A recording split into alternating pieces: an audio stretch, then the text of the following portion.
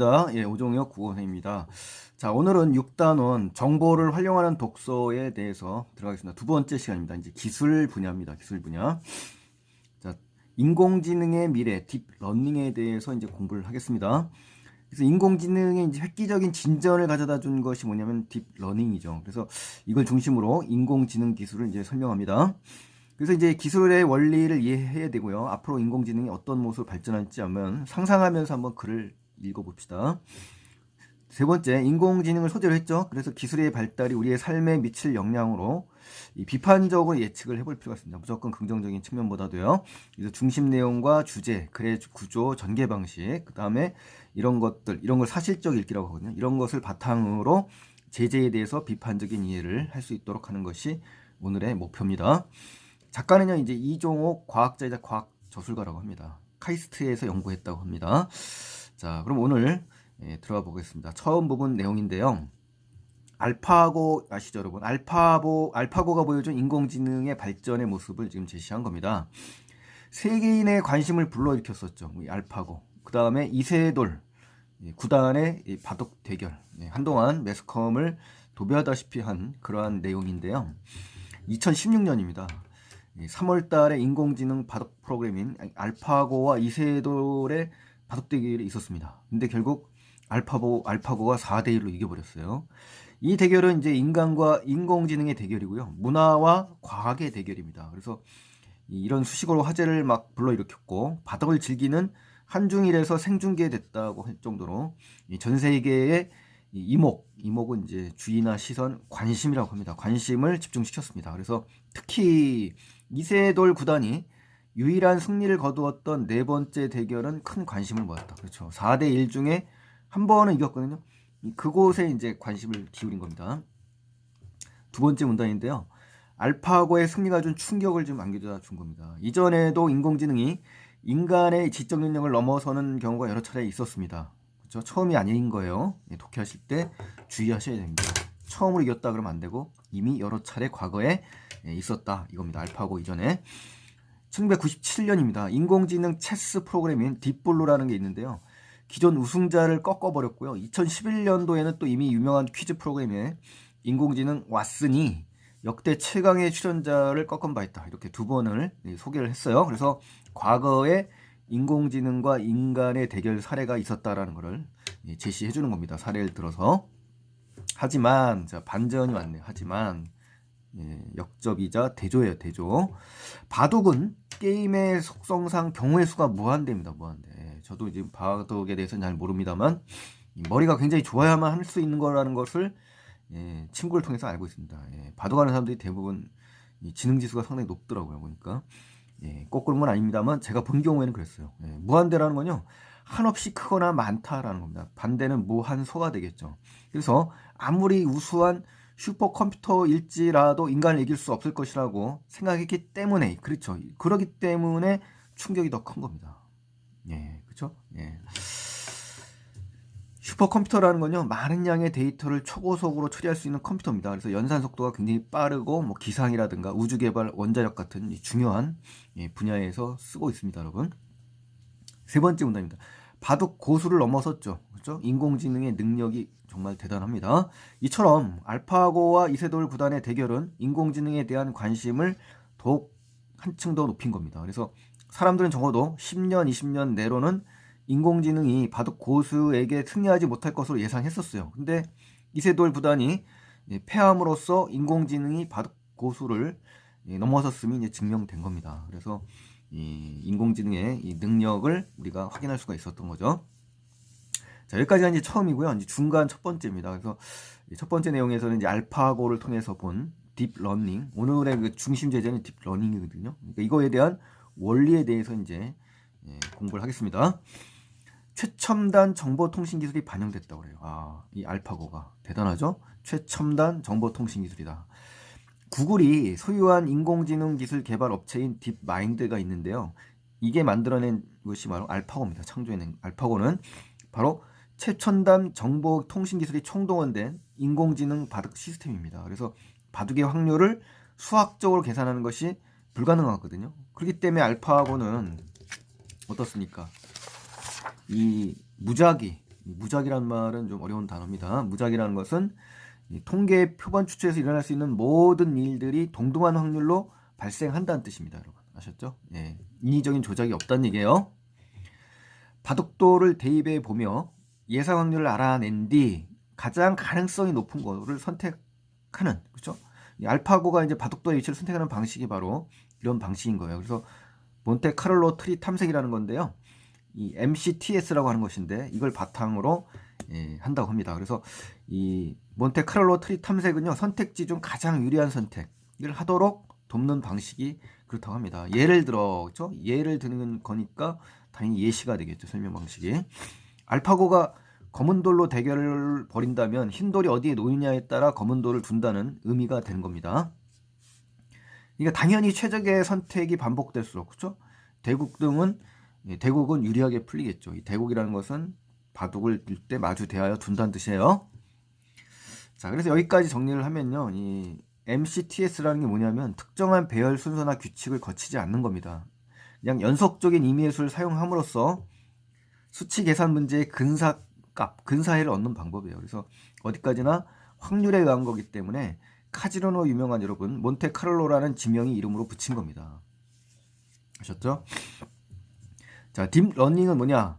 인공신경망을 기반으로 컴퓨터 여러 데이터를 이용해가지고 마치 사람처럼 스스로 학습할 수 있도록 한 기계 학습 기술을 딥러닝이라고 합니다. 그러니까 인공신경망을 기반으로 하는 거예요.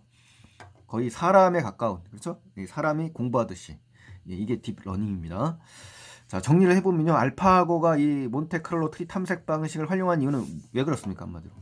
그럼 바로 선택지 중 가장 유리한 선택을 하도록 돕는 방식이기 때문에 그렇고요. 이러한 최적의 선택이 반복되면 될수록 바둑 대국이 훨씬 더 유리하게 전개가 되겠죠. 자, 두 번째 문단입니다. 그럼 딥러닝의 원리가 뭐냐? 원리, 그렇죠? 설명 방식은 당연히 원리를 설명하는 거니까 뭐가 나오겠어요? 분석이 되겠죠. 분석, 그렇죠? 일반적으로 보통 이 인공지능은 이 딥러닝으로 이루어지는 강화, 학습을 한다. 강화라는 건요, 수준이나 정도를 훨씬 더 높인다는 얘기입니다. 일반 컴퓨터는 어때요? 정해진 규칙을 따라 연산을 수행하면서 예 또는 아니오라는 결과를 내놓거든요. 근데 반면에 그랬으니까 뭐가 되는 거야? 앞의 내용과 뒤의 내용이 서로 반대되니까 설명 방식은 또 대조가 쓰인 겁니다. 그래서 우리 지난 시간에 배웠던 글의 전개 방식 있죠? 우리 2학기 중간고사 때 주로 했었네요. 그때 글의 전개 방식 많이 했었잖아요. 그래서 분석과 대조가 쓰였어요. 이런 것도 확인하시면서 공부를 하셔야 됩니다. 자, 딥러닝은 연산 과정에서 여러 층을 두어서 컴퓨터 스스로 정보를 잘게 조각내서 작은 판단을 내리게 되고 그것을 종합합니다. 그래서 결과를 산출하는 거죠. 그렇죠? 그래서 딥러닝의 연산 방식에 대해서 지금 설명을 한 거예요. 다시 말하면 이런 뜻이에요. 즉 딥러닝은 다층 구조, 여러 층의 구조로 되어 있다는 거예요. 정보망이. 그래서 기계 학습 구조인데, 그러니까 여기서 보면 딥러닝의 또 설명 방식이 나왔네요. 정의가 또 나온 거예요. 정의. 그렇죠? 설명 방식 많이 나오죠. 다량의 데이터에서 높은 수준의 추상화를 가능케 한다. 이게 바로 딥러닝의 기능입니다. 기능. 그렇죠? 다량의 데이터가 있는데 그걸 한층 더 높은 수준의 추상화를 가능하게 한다. 추상화라는 것은 일반적인 것들을 어떻게 한다는 거예요. 추상적으로 만든다는 얘기거든요. 그러니까 이 딥러닝의 기능 반드시 알아두시기 바랍니다. 추상화라는 말 네모넣기에 나올 수가 있어요. 자, 세 번째 문단입니다. 진화는 학습 능력을 가진 알파고입니다. 이제 진화까지 한대요. 기계학습은 정확하게 입력되지 않은 내용을 기반으로, 그렇죠? 인공지능이 자체적으로, 자, 그러니까 이거 조심하셔야 돼요. 기계학습의 원리가 나온 건데요. 정확하게 입력되지 않은 내용을 기반으로, 정확하게 입력된 게 아니라 입력되지 않았다라는 거를 또 주목하셔야 됩니다. 그래서 인공지능이 자체적으로 학습한다. 이렇게 정확하게 정리를 내주셔요. 정확하게 입력된 내용을 기반으로 한다 그러면 안 돼요, 여러분. 이때 인공지능은 방대한 양의 자료를 수집하죠. 그리고 그 자료를 기반으로 다음 단계를 예측하게 되는 겁니다. 왜? 정확하지 않으니까. 그래서 인공지능의 기계 학습 방식에 대해서 합니다. 원리와 방식이 나온 거예요. 이렇게 이러한 용어들을 정확하게 생각해 내셔야 됩니다, 여러분. 시험 볼 때. 그래서 구글이 알파고에 도입한 이 딥러닝도 이러한 기계학습의 한 종류인데, 이 알파고의 개발자가 누구냐면 테미스 하사비스 박사라고 합니다. 그래서 알파고를 개발하면서 대국, 그렇죠? 예, 기보라는 것은 바둑에 장기를 둔 내용을 기록하는 겁니다. 3만 건이 아니라 3천만 건이네요. 어우, 대단하네. 3천만 건을 데이터를 입력한 겁니다. 그리고 나서 이후 이 알파고는 입력된 기보를 바탕으로 어때 쉬지 않고 바둑을 두면서 학습한다는 얘기야. 아, 쉬지 않는 겁니다. 무려 1000년에 해당하는 시간만큼 바둑을 학습한 수준이라고 합니다. 엄청난 시간이네요. 그렇죠? 그러니까 알파고는 경기를 진행하면서 어떻게 돼요? 경험을 쌓게 되고 축적하게 되고 스스로 학습하게 되고 자습하게 되고 전략을 짜기 때문에 그렇죠? 알파고가 이세돌 구단을 승리로 이길 수 있었던 이 원인이 제시된 겁니다. 그렇죠? 예, 대단하네. 이러니까 뭐 사람을 이기에 충분한 그런 연습량이네요. 사람으로 치더라도. 자, 그래서 딥마인드 개발자들도 어때요? 알파고가 어느 단계까지 진화할 수 있을지 의문이라고 합니다. 그러니까 무한하게 진화할 수 있다는 얘기죠.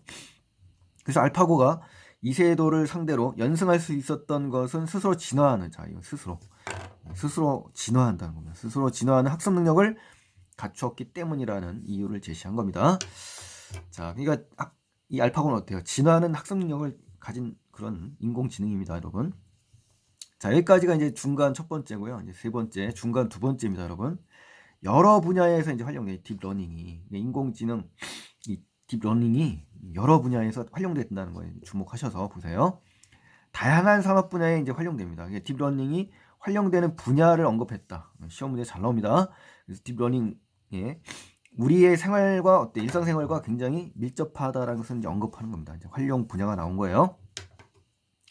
이러한 딥러닝은 이미 여러 분야에 활용되고 있다. 자, 자동으로 음성을 인식하고 인간이 요구하는 기능을 작동시킨다. 음성 인식 있죠? 이런 것들. 그리고 그뿐만 아니라 또 있다는 얘기죠. 이미지 분류를 할 때도 딥러닝을 이용해서 자동으로 영상을 인식한다고 합니다. 그래서 이를 분류하고 분류 목적에 맞게 저장하는 겁니다. 이미지 분류도 하는 거예요. 음성 인식만 하는 게 아니라 딥러닝이 이미지 분류까지도 한다라는 것까지 일상생활에서 우리 다양하게 쓰인다라는 거 꼭 점검을 하시기 바랍니다. 자, 그 다음에 3페이지에 가시면요. 이제 제약산업에서도 사용된대요. 제약산업. 그렇죠? 새로운 약이 만약에 개발되어도 생각만큼 약의 효과를 보이지 못하거나 예상치 못한 다른 작용, 부작용 같은 게 있을 수 있죠. 이런 걸 일으킨다는 건요. 다른 말로 어떤 현상이 생기게 돼서, 유발해서, 야기해서 이런 말로도 문맥적인 의미로 바꿀 수 있습니다. 상업적으로 출시되지 못하는 경우가 많다고 합니다. 그렇죠. 하나의 약이 이 상품 판매로 이제 출시되기 위해서는 어때요? 여러 임상 단계를 거쳐야 되잖아요. 근데 시판 후에도 안전성 조치를 좀 하거든요. 그러니까 이러한 그 아주 중대한 이러한 그 작업이기 때문에 이 제약산업에서는 시판하기가 상당히 어려운 겁니다, 여러분. 상업적으로 이제 출시되기가 참 힘든 거죠. 딥러닝을 이용한 가상 실험 방법이 가능해지면서 그렇죠. 이 딥러닝 때문에 많은 연구자들이 약물 개발하게 되면 유용하게 활용할 수 있는 겁니다. 그래서 제약산업에서 딥러닝을 이용한다는 거예요. 마케팅 분야에서도 이제 이걸 쓴다고 합니다. 그래서 고객에 따라 활용 가능한 마케팅 방법을 선정해서 효과를 예측하는 데 활용하는 거죠. 그렇죠. 유효적절하게 마케팅을 한다는 겁니다. 딥러닝이 마케팅 분야에도 쓴다. 그래서 이렇게 다양한 분야에 딥러닝이 활용이 되고 있다는 것을 여기서 보여주고 있는 겁니다, 여러분. 자, 두 번째입니다, 여러분. 두 번째 가시면은 어떤 겁니까? 자율주행 자동차 분야의 딥러닝 활용과 인공지능을 소재로 한 영화가 이제 소개가 됩니다. 그러니까 자동차라든가 영화에도 이제 소개가 된대요. 자율주행 자동차. 그래서 이 문단은 이제 중요한데요. 창의성을 지닌 인공지능의 사례를 보여준 겁니다. 창의성이 나와야 돼요. 그리고 이 창의성을 지닌 인공지능에 대한 기대감까지 나옵니다. 우리 인간의 기대감. 그리고 참조한 자료가 많을수록 단련된대요. 인공지능의 특징이. 그래서 자율주행 자동차가 더욱 발전한 것을 암시한다. 이거는 이제 안 나왔습니다. 이건 맞습니다만 자율주행 자동차가 더욱 발전한 것이다 라고 하는 것은 안 나왔다는 거예요. 그러니까 참 시험 보실 때 정말 그 섬세하게 하지 않으면 틀립니다. 그래서 이런 말은 안 나왔기 때문에 틀린 거예요. 조심하셔야 돼요. 자, 볼까요 한번. 무엇보다 우리에게 가장 잘 알려진 이 분야가 바로 자율주행 자동차인데 이 앞에 횡단보도가 있는지 사람이 있는지와 같은 정해진 물음에 답할 뿐만 아니라 대단하죠? 안전하거나 위험한 상황을 담은 동영상 정보를 기반으로 스스로 학습해 자동차를 운행한대요. 아, 대단하네요. 그렇죠? 딥러닝 활용에 다섯 번째입니다. 딥러닝의 다섯 번째 자율주행 자동차예요. 지금 얘가 5가지가 지금 나왔습니다. 그렇죠? 예, 5가지 분야, 활용 분야가 지금 나온 거예요. 무엇이 더 중요한 정보인지 판단해 그것을 다음에 연산에 반영하는 거예요. 그래서 무엇이 더 중요한 정보인지 판단하고 그 판단한 것을 다음 연산에 반영하는 거예요. 그래서 참조한 자료가 많으면 많을수록 인공지능은 단련된대요. 단련이라는 것은 여러 번 반복해서 익숙하게 되는 거거든요. 연습, 훈련, 연마라는 말과 바꿀 수가 있습니다.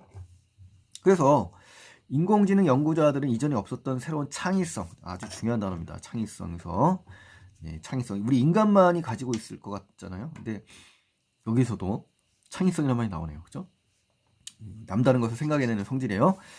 인공지능을 소재로 만든 영화에서 주인공이 어때요? 인공지능 운영체제 이름을 물으면서 다음 같은 대사가 진행되죠. 뭐라고 부르면 되죠? 이름이 있나요? 그랬더니 사만다예요. 이렇게. 그 이름은 어디서 얻었나요? 사실 방금 제가 혼자 지은 이름이에요. 이렇게. 방금 지었다라는 면이 어떻습니까? 새롭고 남다른 것을 생각해내는 성질, 즉 창의성이 있다는 거잖아요. 그래서 인공지능은 자신이 방금 지은 이름이라고 실토를 한다. 실토라는 것은 거짓 없이 사실대로 다 말하는 게 실토거든요. 자백한다, 고백한다, 토설한다는 말로 바꿀 수가 있어요. 100분의 2초 만에 아기 이름 짓는 법이라는 책에 나오는 18만 개의 이름 중 하나를 선택했대요. 아, 대단하네요. 2초만. 100분의 2초래요. 2초. 2초도 아니라.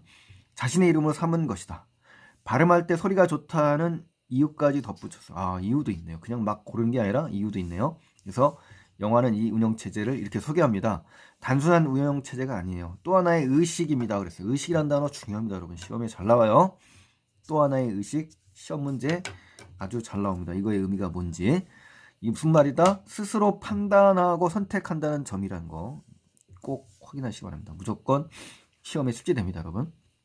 그래서 운영체제라는 건 여러분 컴퓨터 하드웨어 시스템을 효율적으로 운영하기 위한 윈도우 소프트웨어를 말하는 겁니다. 그래서 컴퓨터를 작동하고 시스템 전체를 감시하며 처리하고 또 관리하고 계획 등을 조정하는 여러 가지 프로그램으로 구성되어 있는 것이 운영체제입니다. 여러분. 자, 그러면은 윗글 바탕으로 A를 읽고 나눈 대화. A 부분은 여기 해놨죠, 선생님이. 여기서 여기까지. 자, 그럼 대화를 OX로 이제 해보는 거예요. 인공지능에게도 인간 같은 인격이 있다? 인격이 있다라는 말은 여기서 확인할 수는 없습니다. 인공지능이 창의력은 있는 거죠, 창의력. 그죠? 인간을 지배할 수도 있을 것 같다. 이건 괜찮죠. 인공지능은 다양한 데이터의 높은 수준의 추상화를 가능하게 하는 것 같다. 자, 다양한 데이터에서 높은 수준의 추상화를 가능하게 하는 것 같다. 여기서는 지금 확인할 수 없습니다. A 부분 자체에서는요. 그래서 이것은 이제 틀린 겁니다. 자, 그 다음에 다양한 분야에서 인공지능을 활용하면 인간의 삶이 부정적인 건 아니죠. 그죠? 이런 말은 안 나왔어요. 인공지능이 윤리의식을 바탕으로 하고 통제력을 가진다면 인간과 조화로운 삶, 이거는 또 너무 엇나갔네요. 너무 비약됐습니다, 논리가. 그래서 요 부분, 창의성이 나온 부분, 요 부분을 정확하게 잡아내실 수 있어야 됩니다. 이 추상화 과정, 요로 빠질 수가 있습니다만, 이거, 오답입니다, 여러분. 매력적인 오답. 그래서 두 번째 거를 잘 골라내셔야 됩니다. 창의성이라는 단어가 제일 중요한 거죠, 우선. 그쵸? 네. 자, 그래서 인공지능이 자신의 이름을 짓는 과정 어땠습니까? 100분의 2초 만에 이제 18만 개 이름 중 하나다. 그러니까 이런 걸 볼 때 이런 과정들이 굉장히 창의적이라는 거고요. 딥러닝의 활용도는 어디서 음성, 이미지, 자율주행, 제약산업 뭐 이러한 다양한 분야에서 쓰이고 있다는 거고요. 또 단순한 운영체제가 아니라 또 하나의 의식으로 소개되는 인공지능이다라는 거. 자, 이런 것도 반드시 확인을 해 주시면 좋겠습니다, 여러분. 굉장히 중요합니다. 자, 이제 4페이지로 넘어가시겠습니다. 이제 마지막 끝부분인데요. 인공지능의 미래와 우리의 과제에 대해서 이제 정리를 하겠습니다. 알파고가 바둑 등에서 거둔 승리의 의미는 뭐냐? 이거거든요. 그래서 이 승리의 의미가 나오면서 알파고의 한계도 나옵니다. 그러니까 승리의 의미만 나오는 게 아니라 알파고의 한계도 함께 제시됐다. 그래서 설명의 OX 문제에서 사실 일치 문제를 할 때 조심하셔야 돼요. 알파고가 인간이 원하지 않든 새로운 세상을 열어주었다는 점에서 의문의 여지가 없죠. 그렇죠. 하지만 알파고는 바둑 프로그램이에요. 그래서 인공지능 전체를 대변하는 게 아니죠. 그래서 특히 공상과학 영화에 나오는 인공지능에 근접한 것도 아니에요.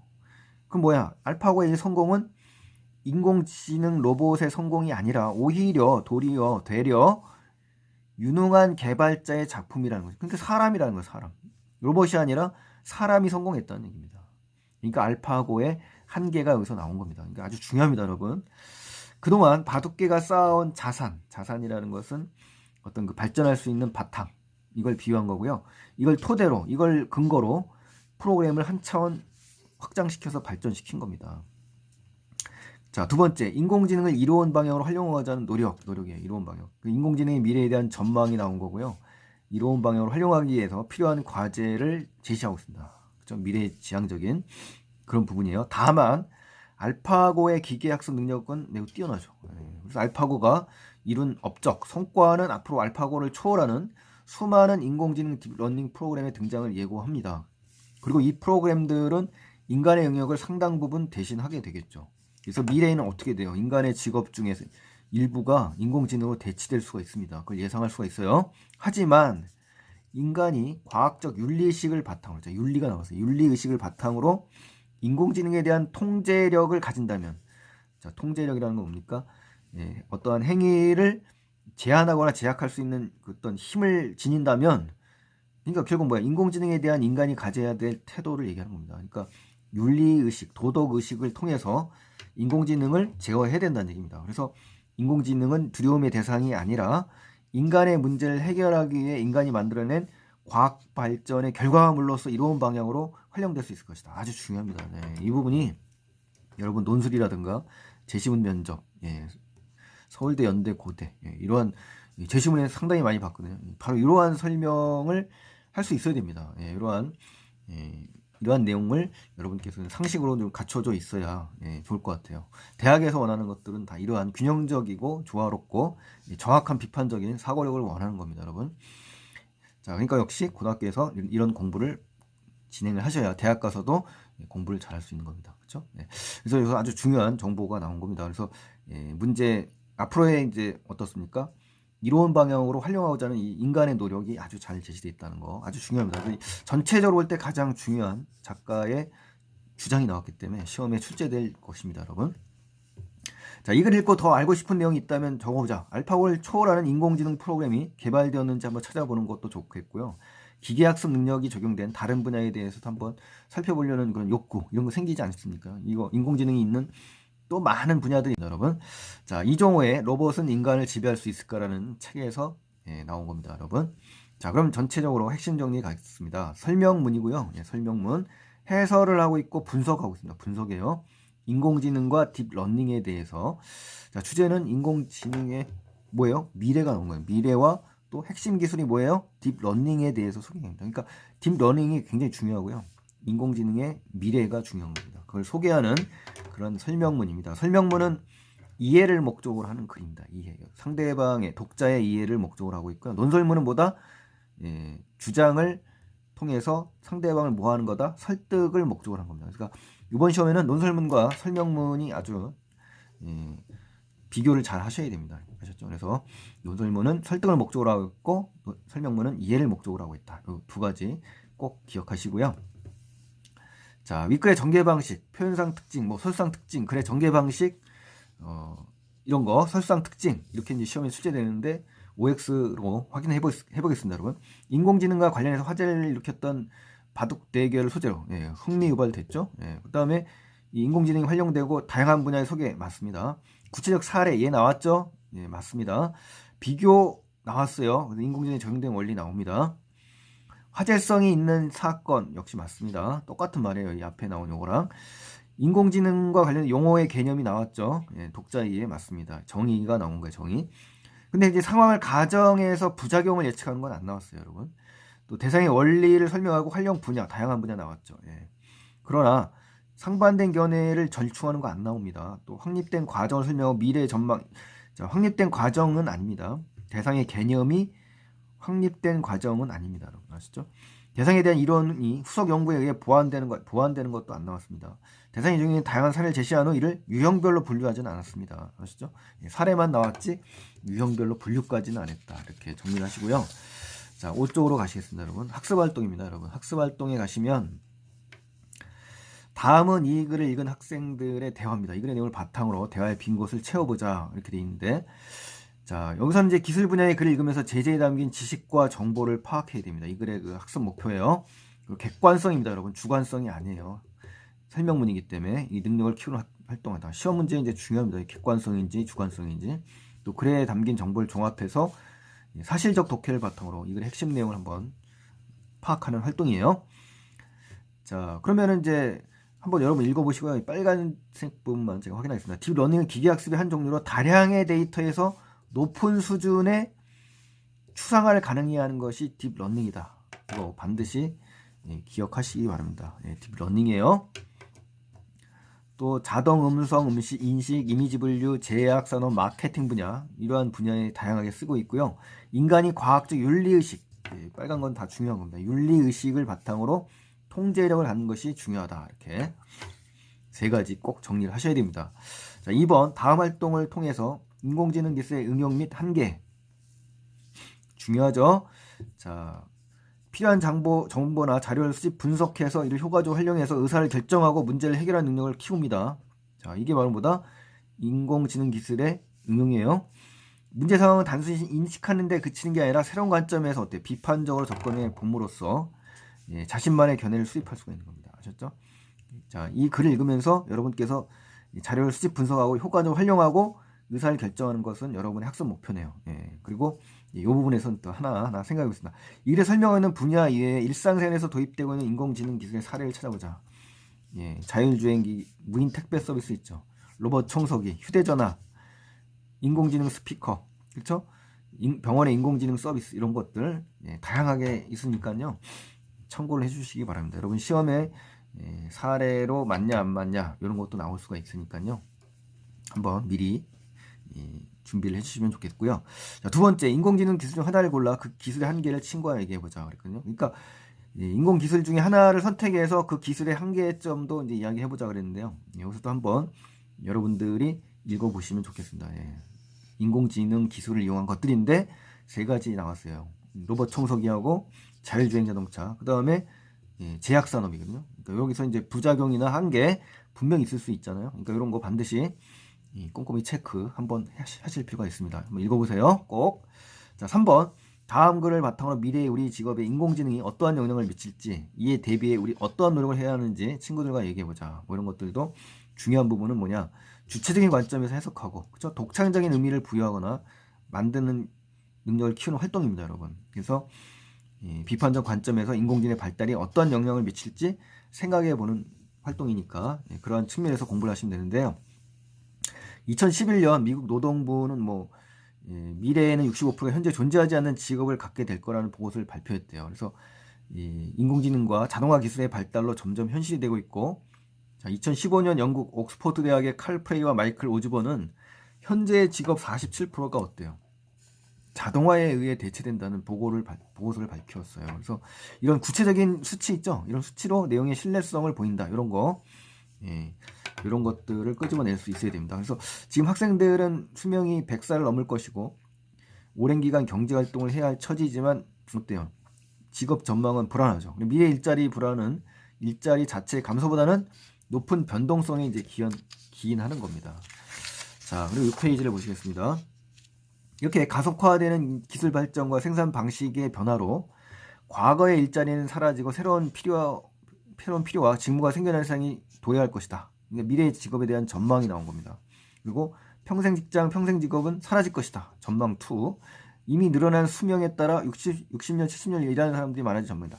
세 번째 전망을 열거하고 있습니다. 그래서 최근 인공지능과 직업의 미래를 주제로 강의를 했는데 엄마와 함께 온 초등학생이 강의 도중 울었대요. 많은 인력이 인공지능으로 대체된 현실과 국내 대학병원에서 암진단 로봇이 투입되어 전문의보다 더 큰 치료를 받고 있다는 사실을 소개하는 상황이었대요. 근데 의사가 되는 꿈을 꾸은 학생이었대. 그러니까 자신이 충격을 받은 겁니다. 그렇죠? 자신이 꿈을 이루기 어렵다라고 이제 판단한 거죠. 그래서 화제에 대해서 글쓴이가 이제 사례를 제시했다. 이 설명 방식 읽어주면 되겠네요. 한겨레 신문 2017년도에 실렸네요. 그러니까 이제 나는 미래의 의사가 되길 꿈꾸고 있는데 최근 보도에 따르면 어때요? 왓슨이라는 인공지능이 이미 도입되고 인간 못지않은 정밀한 처방을 한단 말이에요. 그러니까 환자를 대하는 정성과 사랑은 인간을 따라잡지 못할 거잖아요.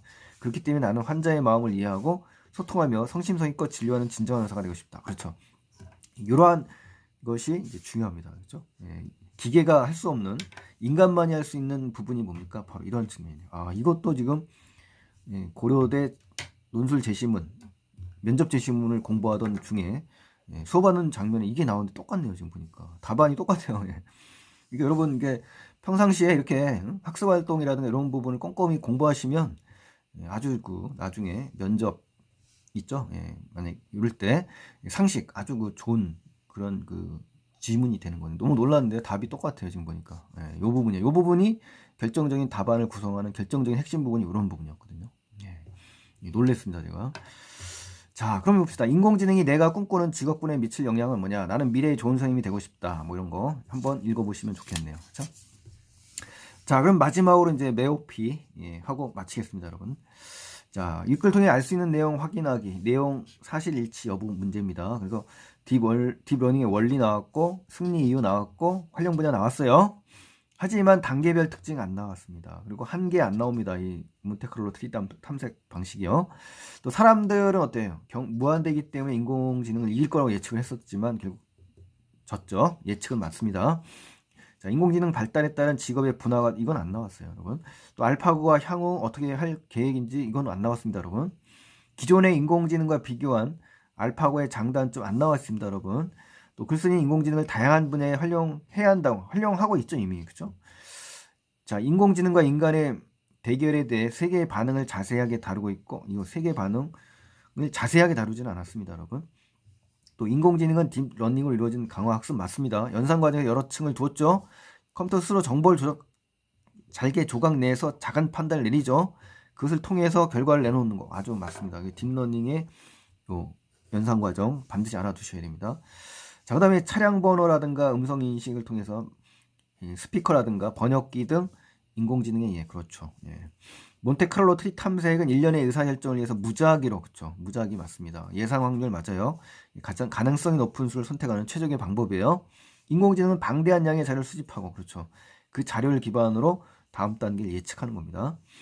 또 알파고는 그동안 바둑계가 쌓아온 자산을 토대로 프로그램을 한 차원 발전시킨 것으로 인공지능 전체를 대변하는 건 아닙니다, 여러분. 그렇죠? 전체란 말이에요. 틀렸습니다. 한계죠, 한계. 그러니까 여러분 인공지능, 알파고, 몬테크를로 트리 탐색 이 하나하나를 정확히 구분해서 공부하셔야 돼요. 알파고는 경험을 쌓아 스스로 학습할 맞습니다. 또 인공지능이 인간의 지적 능력을 넘어서는 경우도 이전에 있었죠. 알파고는 다층 구조의 정보막 맞습니다. 맞아요. 정확하게 입력되지 않은 내용, 그렇죠. 정확하게 입력되지 않은 내용이에요. 정확한 게 아니라. 그래서 자체적으로 학습하는 원리다. 그래서 여러 분야에서 활용되고 있는 것이 인공지능이다. 몬테카를로 트리 탐색은 바둑에서 이길 수 있는 수들을 한 번에 선출해낸 선택 방식이 아닙니다. 자, 윗글을 읽는 방법으로 적절하지 않은 것은 뭐냐? 전문 용어나 개념을 명확히 당연하죠. 제재와 관련된 다른 사례, 그렇죠. 비판적으로 읽어야 되고, 또 제재와 관련된 자신의 배경 지식, 종합, 판단, 이해 맞습니다. 다양한 매체를 활용해서 배경 지식 확장, 내용 분명하게, 이건 당연한 겁니다. 하지만 5번은 글쓴이의 주관이 아니라 객관입니다. 글쓴이의 주관과 통찰력이 타당한지 판단한다. 작가의 주장과 근거, 이건 지금 설명문이기 때문에요. 정보에 대한 사실성, 그런 쪽에서 이제 확인을 하셔야 되는 건 논설문에 대한 특징이에요, 여러분. 아셨죠? 자, 이런 식으로 이제 출제된다는 거 꼭 기억하시고요. 자, 오늘 수고 많이 하셨습니다. 그래서 아주 중요한 부분인데 어렵지는 않습니다, 여러분. 그렇지만 아까 제가 주의하라는 부분 유념하시면서 공부를 해주셨으면 좋겠습니다, 여러분. 자, 오늘 고생 많이 하셨고요. 다음 시간에 또 뵙겠습니다. 고맙습니다.